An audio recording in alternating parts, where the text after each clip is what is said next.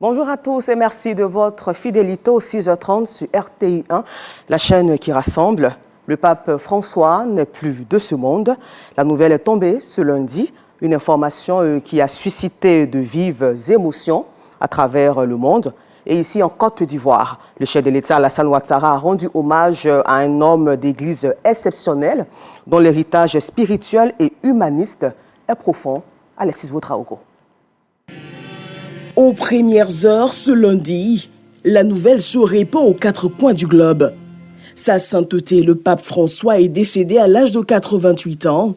Durant son pontificat de 12 ans, il aura établi des relations fortes avec tous les pays de la planète, notamment la Côte d'Ivoire. Pour la célébration des 50 ans de relations diplomatiques entre les deux pays, un timbre à l'effigie des deux chefs d'État avait été émis.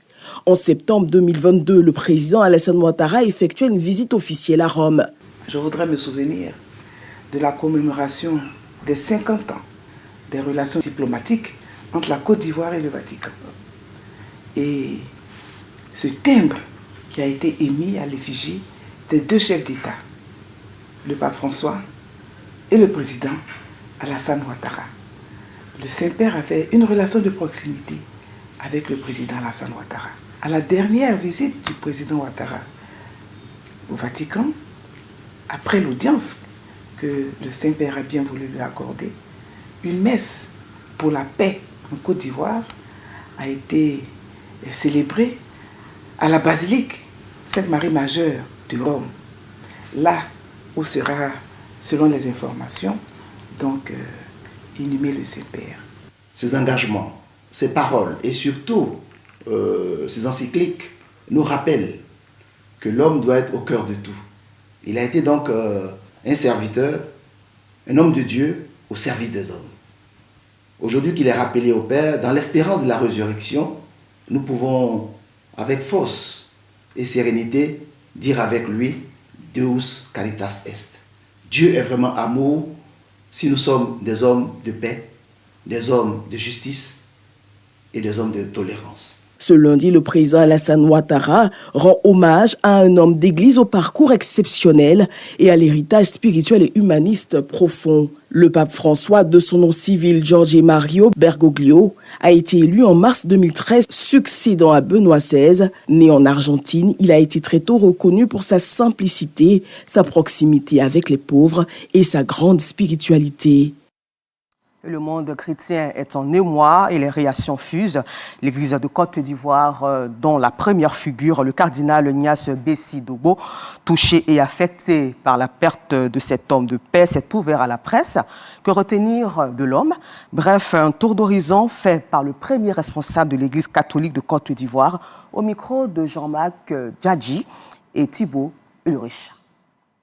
Le pape François, chef de l'église catholique mondiale, s'est éteint ce lundi 21 avril 2025 au Vatican. Au vu de cette disparition, l'Église catholique de Côte d'Ivoire est en deuil. Son pontificat a été marqué par la nomination de prélats ivoiriens à des postes clés, comme celle d'Ignace Bessi Dogbo en tant qu'archevêque d'Abidjan en 2024, renforçant ainsi les liens entre le Vatican et l'Église ivoirienne. Ignace Bessi Dogbo, archevêque métropolitain d'Abidjan, s'est prononcé sur cette perte. Le pape Jean-Paul II qui allait partout, qui est venu 3 fois à Abidjan, en Côte d'Ivoire, le pape Benoît XVI et maintenant le pape François. Mais François, dès le départ, s'est affiché comme celui qui voudrait une église en sortie missionnaire. C'est-à-dire une église qui n'est pas recroquevillée sur elle-même, préoccupée par sa doctrine personnelle, mais préoccupée par l'annonce de l'évangile. Les 12 années de pontificat du pape François ont influencé la Côte d'Ivoire au travers de ses réformes souvent contestées et sa vision de l'église synodale. Par rapport au problème des divorcés remariés, la procédure est souvent très longue. Mais il a voulu rapprocher cette procédure du peuple chrétien pour que alors, les évêques soient responsabilisés et puissent résoudre ces questions pour que l'évangile avance. Quand vous lisez Fiducia Supplicans, au numéro 31, il dit « Celui qui demande une bénédiction doit rechercher la volonté de Dieu. » Mais la volonté de Dieu, ce n'est pas l'homosexualité. Donc le pape met ceux qui sont dans ces situations et l'Église en situation de mission. Après la disparition du 266e souverain pontife, l'Église locale prépare son deuil. Je voudrais unir au président de la conférence et unir à tous les chrétiens du monde entier, inviter les chrétiens de la Archidiocèse d'Abidjan et aussi avec la permission du président de la conférence, inviter les chrétiens de l'Église en Côte d'Ivoire à prier pour le pape pendant tout ce temps de l'organisation de ces obsèques. Une période de prière et de messe sera bientôt consacrée au repos de l'âme du pape François au Vatican. L'Église catholique de Côte d'Ivoire compte apporter sa pierre à l'édifice de la mémoire de l'illustre disparu. Tristesse, recueillement et hommage affluent des églises locales après l'annonce de la mort du 266e pape de l'église catholique.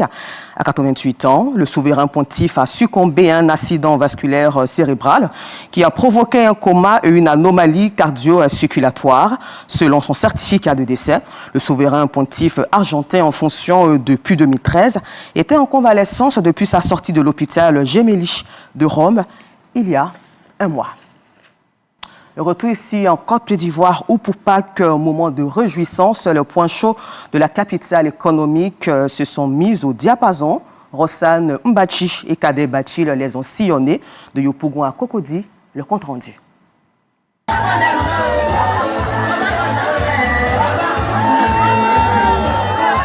Tenue traditionnelle en valeur, esquisse de pas de danse du terroir baoulé.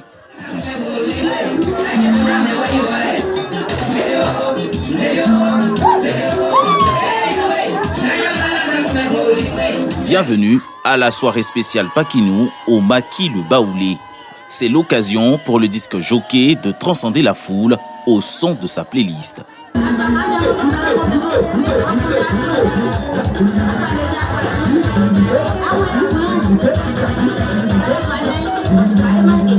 Pendant ce temps, au Maquis Aouloudan, impossible de se frayer un chemin. Certains font preuve d'ingéniosité. Personne ne veut être en marge de l'événement. Nous sommes arrivés un peu tard, pratiquement vers 18h, tout était déjà rempli. Donc nous avons discuté avec une dame et nous a mis quelque part ici pour juste vivre la fête avec nos frères baoulés. Mais pour avoir une chaise, c'était vraiment compliqué, on n'a pas eu de table. Cette affluence n'est pas faite pour déplaire aux tenanciers d'espaces et restaurateurs. Les commandes s'écoulent plus vite que d'ordinaire, de quoi faire un bon chiffre d'affaires. Aujourd'hui là, mais je suis content. Ce que je prends là, c'est beaucoup même. Et puis c'est fini. Poulet là, souvent je prends 15, mais aujourd'hui j'ai pris 30 poulets, c'est fini. Ce qu'on gagne aujourd'hui et les autres jours, c'est pas la même chose. Aujourd'hui, j'ai pris un carton et demi. Après les autres jours là, c'est soit demi. Souvent même un carton, on prend même ça peut faire 4 jours. Mais aujourd'hui, en tout cas, un carton j'ai pris là, voilà ce qui reste. Poulet que j'ai pris aussi, ça reste un. Quand je finis tout ce que je gagne là, quand je rentre soit 80 000, 70, peut-être qu'aujourd'hui, à partir d'un 100. Entre célébration et opportunité d'affaires, Pakinou à Yopougon, comme les années précédentes, a tenu toutes ses promesses. Et c'était un reportage commenté par Jean-Marc Djadji. Et toujours dans cette même atmosphère, Mariam Sangaré, Franck Kouadio et Moussa Traoré sont allés à la rencontre des populations pour mieux vivre les festivités dans les familles. Ils étaient précisément dans le village de Blocos, dans la commune de Cocody. Une ambiance carnavalesque dans la cour du chef du village. Nous sommes à Pâques. Ambiance rurale en pleine cité, le costume, le chant, la tradition et même la gastronomie. Blocos, village quartier de la commune de Cocody est paré pour la Pâques. Donc ça nous fait énormément de bien de nous retrouver l'après-midi ensemble, en famille, avec les amis, avec les proches et tout. Et vraiment pour célébrer la résurrection du Seigneur, c'est vraiment une grande joie. Danser en famille, c'est en quelque sorte un moment de retrouvailles, de célébrer en quelque sorte l'unité, la solidarité, le vivre ensemble. Ailleurs, un autre décor, celui-ci plus intimiste, mais la même ferveur familiale. Je suis avec mes frères et sœurs et on célèbre la résurrection du Christ. La fête dans le cocon familial, ici, on est en plein air, l'air frais en partage, mais surtout une invite. Aujourd'hui, je suis très heureuse de vivre la fête de Pâques en famille et dans mon village. Nous avons attendu 40 jours de jeûne. Donc aujourd'hui, c'est le 3e jour qu'aujourd'hui que le Christ est ressuscité. Donc nous avons préparé, nous avons mangé en famille. Et aujourd'hui, nous sommes venus nous rassembler ici, boire un peu et puis attendre la fanfare pour danser. La fête du Pâques, la reconnaissance et le partage des moments pleinement vécus dans la capitale économique. Promouvoir la culture, attirer les investisseurs et révéler les richesses du district du Denguélé, c'est l'ambition du festival de Djeguéa, dont la 3e édition se tiendra du 25 au 27 avril prochain. Un événement soutenu par plusieurs institutions et porté par le ministre-gouverneur du district, Gaoussou Touré. Et le lancement a eu lieu récemment dans la commune de Cocody, en présence de notre reporter, Noussangari. Le Denguélé s'apprête à vibrer au rythme de la 3e édition du Djeguéa Festival. 3 jours de célébration, de rencontres économiques et de promotion du patrimoine du district. Un festival au carrefour de la culture, du développement et de la solidarité pour mettre en lumière toute la richesse du Denguélé. Nous aurons un espace culturel jamais vu sur toute la Côte d'Ivoire. Donc on aura la prestation de danse patrimoniale, on aura des artistes locaux, des peintres, des danseurs, des chanteurs de tous les genres musicaux. Nous aurons aussi le sport avec le champion de taekwondo, Cheikh Cissé, qui sera là pour faire des formations de taekwondo pendant tous les 3 jours. On aura aussi la participation des ex-internationaux Salomon Kalou et Tiene Siaka qui vont faire une masterclass et aussi un tournoi de Maracana. Soutenu par le CPC et la Chambre de commerce et d'industrie de Côte d'Ivoire, le festival mise sur un forum économique et un forum d'affaires. Avec tout ce que nous allons mettre en route aujourd'hui, il n'y a aucun problème.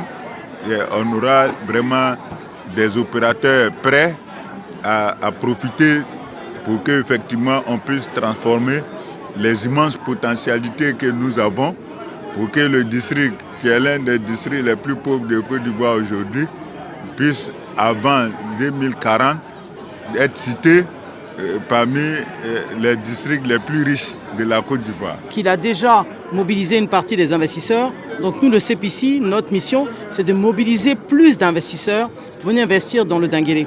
Le Denguélé va devenir le grenier de la Côte d'Ivoire, le plus grand provider d'aliments pour animaux.